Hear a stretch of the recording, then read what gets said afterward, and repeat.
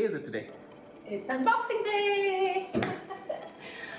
Okay, so definitely one of the most beautiful looking cases I've ever seen. I have been told it's not a cover, it's a case. Yep. They call this how do you pronounce that word? What word? Paisley. It's a paisley case. Yes, it's paisley design. Interesting origin on paisley, but that's for a different story. Different day, different story. Let's Yeah, have a but look. it's a really, really nice, it gives a very vintage vibe to absolutely. the guitar. I have no idea whether the guitar is vintage. So It's more than 10 years old. You could call it old. Ooh, wow. Okay. This is actually a really, really nice cover, I have to say. Let's check it out. What color is this? This is called Faded Glacier Blue. So it has undertones of blue underneath the green. And it has an overall effect of being a glacier. So there's pearl on the inside, but what's actually, yeah, you're right. There's pearl, mother of pearl on the inside. The outside is it's mammoth ivory.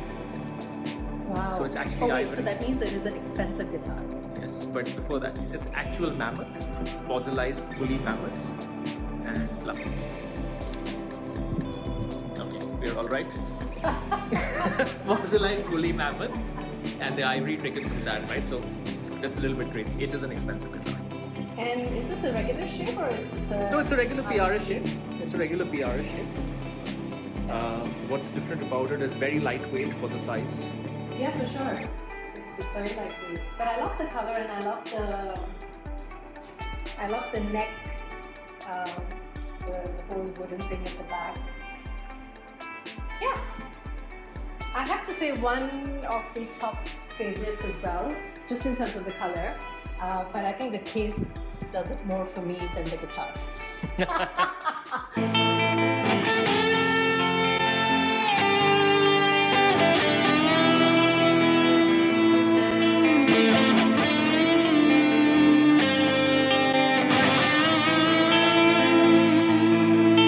Let's take a closer look at this. This is a 2011 PRS Signature Limited. And the reason, right folks, let's take a closer look at this. This is a 2011 PRS Signature Limited.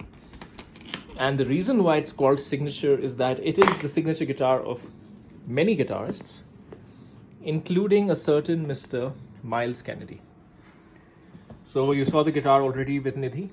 It's beautiful, glacier blue. Just incredible top. I really don't think any camera can capture this. But what's very interesting is what's inside here. Now, there are a few things inside here. There is what you would get with every PRS, which is the private stock certificate. Sorry, I was interrupted by the dogs barking. So, every private stock, you get a private stock certificate. This private stock, there's something extra because this is a Signature Limited. And as you can tell, it's a different animal. This is a hand-signed letter from Paul Reed Smith. But the whole idea of the Signature Limited, the reason it was called the Signature is that it was a signature guitar for 5 artists. And one of them, starting with, was Myles Kennedy. So this is a letter from Myles Kennedy, not hand-signed, it would have been even better. And then you have it from other artists, Howard Lees of Heart, Michael Alt, I'm not familiar with him. Davey Knowles, again, sorry, apologies, I'm not that familiar with him. And Tom Wheeler. So yes, so in a way, this is the original Myles Kennedy Signature before we had the one from today.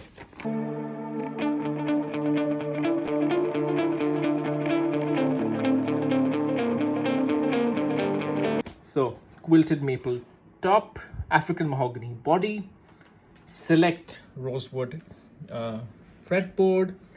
The mahogany body is something that was controversially called sinker mahogany because it is extremely dense. The consequence of it being sinker mahogany is that the guitar is extremely light. It is ridiculous. And there's something about the tone of this guitar which I'm going to show you in a second.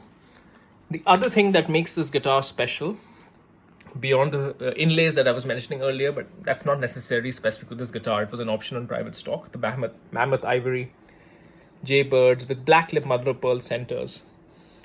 So the thing that makes it very special is that these pickups. So these are what are called today the 408 pickups. This narrow pickup, and then this is the wider pickup, is what went on the Paul's guitar, is what's now present on the modern Eagle 5.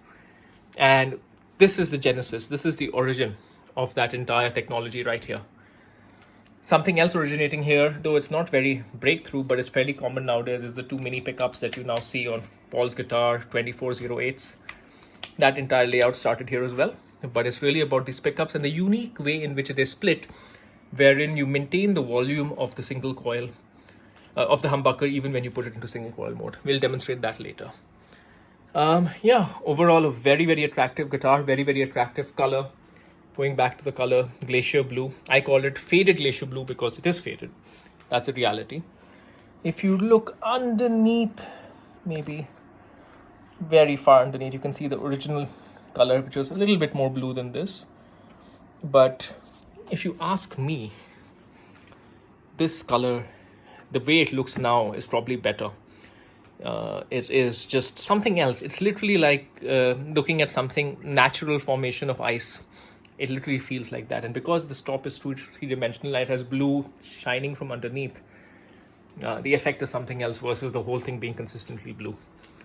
And of course, you have the private stock Eagle and everything else. All right, let's connect this up. Let me tell you then how I got this guitar, and let me show you some tones. So here we are on the testing bench. A few things that I want to tell you about this guitar. Extremely lightweight, extremely well balanced.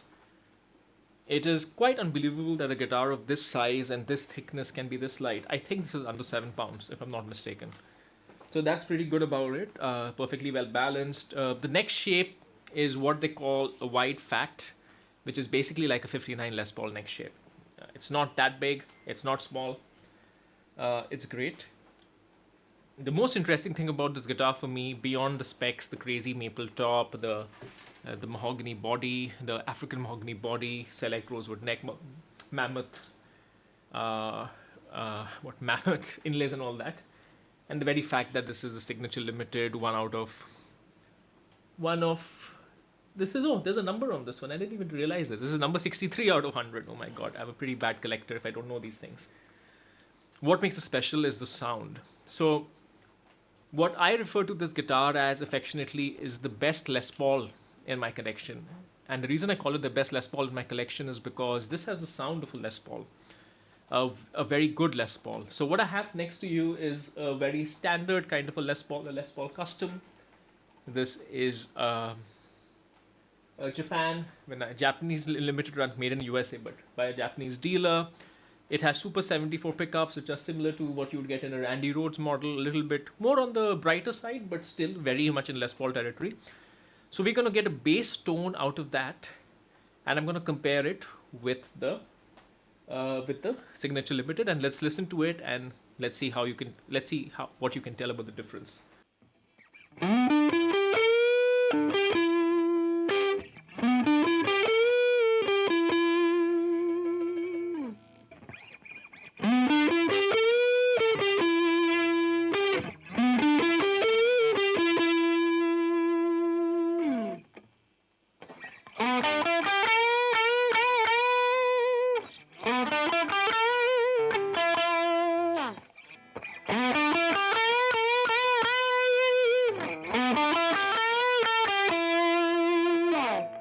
Let's talk about the neck pickup sound. Let's talk about the bridge pickup sound. Neck pickup sound, for me, the Signature Limited sounds much sweeter.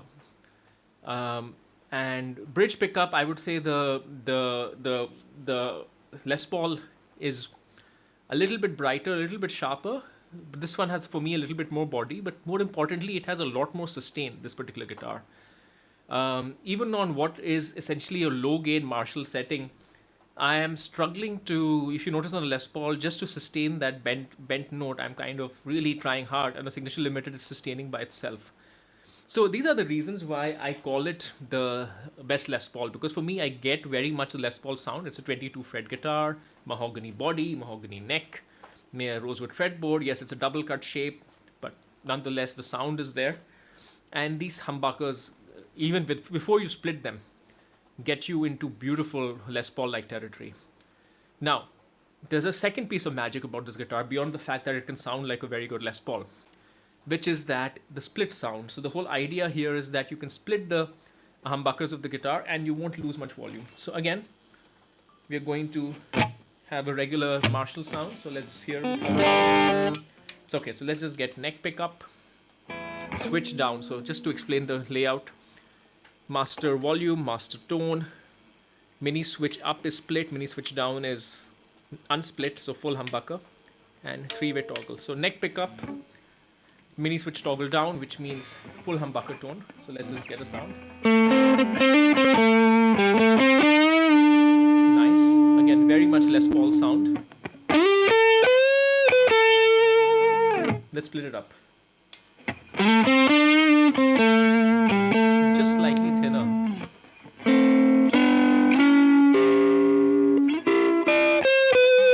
Get all the sweetness. Not much of a volume change again.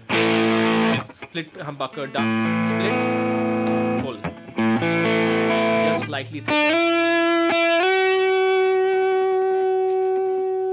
I must resist the urge to put reverb.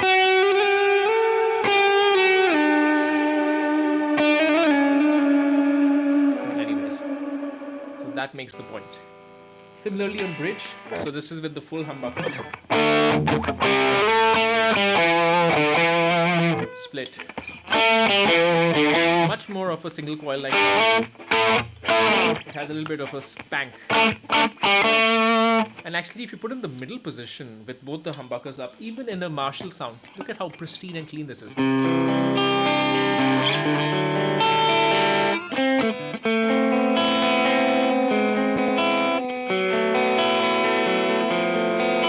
I'm just going to compare this versus the Les Paul's middle position. Obviously, the Les Paul is not split, but you can tell the huge difference.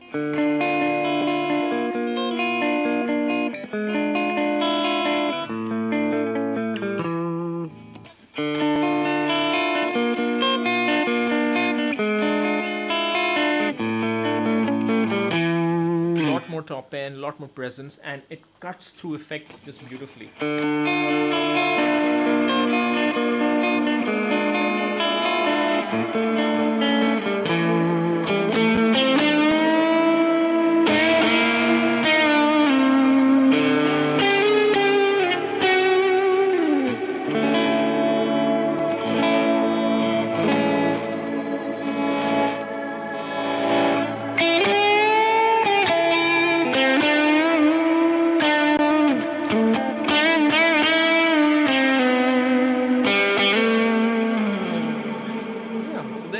Just a very, very beautiful looking, a beautiful sounding guitar.